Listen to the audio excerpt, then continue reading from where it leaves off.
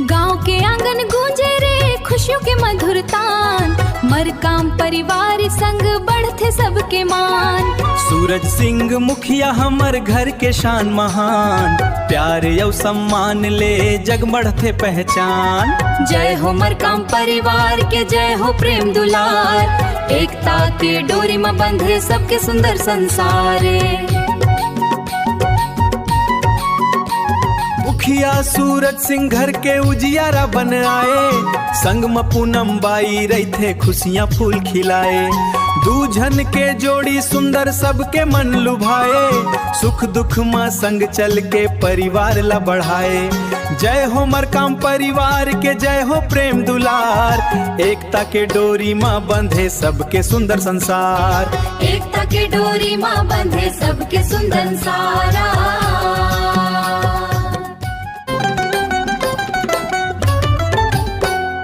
सेवक ली बाई माता हमर ममता के भंडार, आशीष दे के राखत हैं सबके ऊपर प्यार।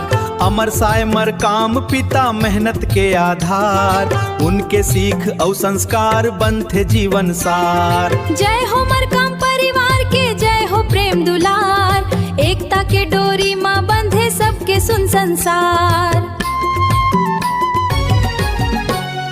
जय हो मरकाम परिवार के, जय हो प्रेम दुलार, एकता के डोरी में बंधे सबके सुंदर संसार।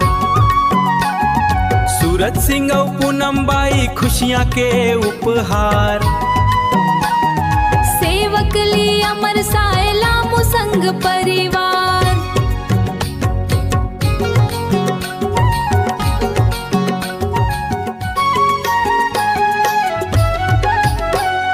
लामू सिंह मरकाम भाई परिवार के अभिमान, संग में रह के निभाते अपनापन के पहचान।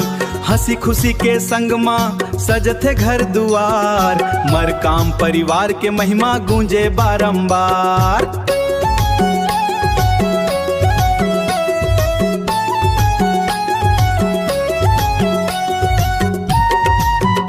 जय हो मरकाम परिवार के, जय हो प्रेम दुलार, एकता के डोरी में बंधे सबके सुंदर संसार।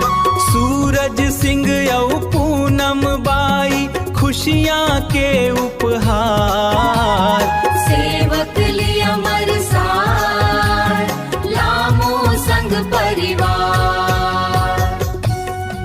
ऐसे ही ऑडियो एवं वीडियो देखने और सुनने के लिए सब्सक्राइब करें स्टार SS म्यूजिक को। अगर आप भी म्यूजिक की दुनिया में अपना अलग पहचान बनाना चाहते हैं तो संपर्क करें 9301572221।